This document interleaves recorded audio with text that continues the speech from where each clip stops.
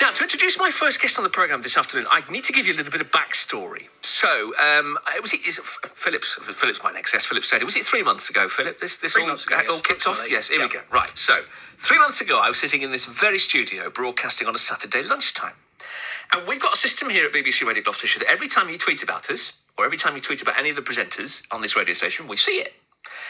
And all of a sudden, that system started going slightly mad. And I mean melting, with tweets from people all over the world saying, "Hello, Radio Gloucestershire, whatever you're doing, can you stop what you're doing? Because Bertie, the dog, Bertie Lakeland in Cheltenham, is lost." He just sat up there when I was mentioning him there. Yes, we're talking about you. Is lost. And I think, well, I've been on the radio nearly 20 years, and I've done so many lost dogs. I've had a pound. I'll be retired by now. I've never seen that before, because then the tweets started coming in from California and from Virginia and from Ireland and from Devon, people all over the world. And then we had people saying, "Well, I'm getting in the car and I'm going to go and look for him." And this is all through the power of social media, because Bertie, here, is in the studio, is a Lakeland Terrier who has his own social media account. And, well, his social media world went bananas when he got lost a few weeks ago. And I just thought it was amazing. Genuinely, dozens of tweets and phone calls and emails from people saying you need to get in touch and try and find this dog. Well, we have had a happy ending here because he's here. And Philip Stader is his owner, is in the studio. Hello, Philip. Nice to see you. Hello. Good morning. Tell me about Bertie to begin with, then. When did you get him? What was the storyline getting?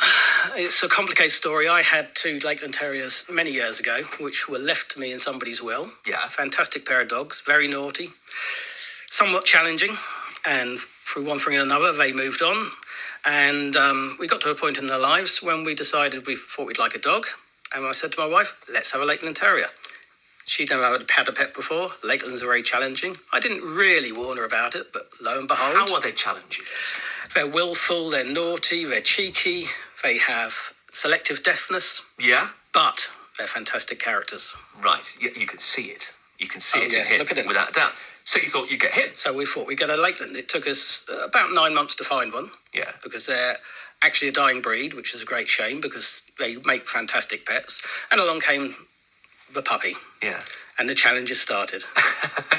As they do. And here we are now, 3.5 years later. And here we are now. And you talk about they're not a breed that necessarily people first think about, then? No, they're renowned for being slightly hard work to train, and they're renowned for being very willful.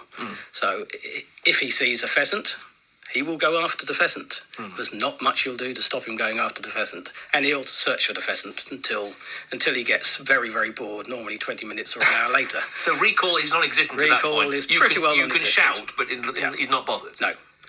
Well, to the point where a lot of people don't take Lakelands off leads because they're worried about them going off. Bertie spends a lot of time off the lead, hence the escapades of a few months ago. Now, we ought to talk about your Twitter account here, because if you don't do Twitter, if social media, and there's plenty of people these days still who, for them, and there's something admirable about it to a certain extent, who social media is not for them. Indeed. If you don't do Twitter, I mean, let's be blunt about it. Twitter, anybody can see what you're up to. That's the whole concept of it. Really. It's open to the world. It's open to the world.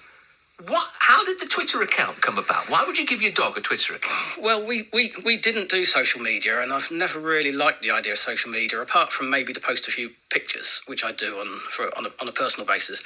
But a dog walker who we tried for Bertie at the very beginning said, if you want to find out about Lakeland Terriers, you want to find out about dog people in Cheltenham, put him on Twitter. And I said, no, a dog on Twitter? Not really, not really my thing. Because you are putting yourself out to the world. You're putting yourself out to the world, exactly, and you're showing them your life. But anyway, we put Bertie on Twitter, and bang, for whatever reason, the world liked Bertie. Or maybe the world liked Bertie's weird sense of humour, which sort of comes from an 8-year-old child. Which is you. Who's 56. We say the world likes him. How many followers has he got?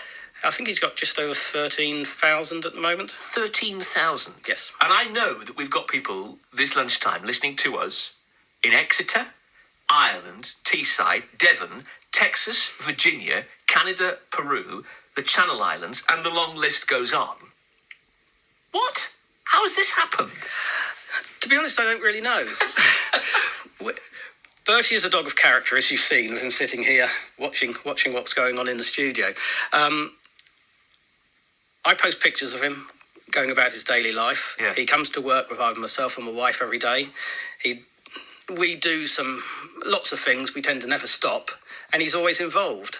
So he gets lots of photos in strange places. We found a very nice app called Talking Pet, which allows him to sing and read stories and varying things. And they're all very silly, but what I think are fun things. The secondary side of it is he appears to make people smile and laugh, and it's great to be able to help people smile and laugh in the world. It also broadcasts about Lakeland Terriers, so we know that there's 2 or 3 people who've now gone out and got Lakeland Terrier puppies after watching Bertie, which is great for a breed which is declining in the UK. Does it not scare you a little? The footprint here is now so wide. There's so many people interested here. At the very beginning, I thought, do I really want to show our life to the world? But you should have nothing to hide anyway, so what does it matter? As long as people are enjoying it and getting some fun from it, it's great, isn't it? We'll come back and talk a bit more in a few minutes. He's been very well behaved. So far. To be continued. All right, we'll come back and have a chat a bit more in a few minutes' time. First of all, they're 26 minutes.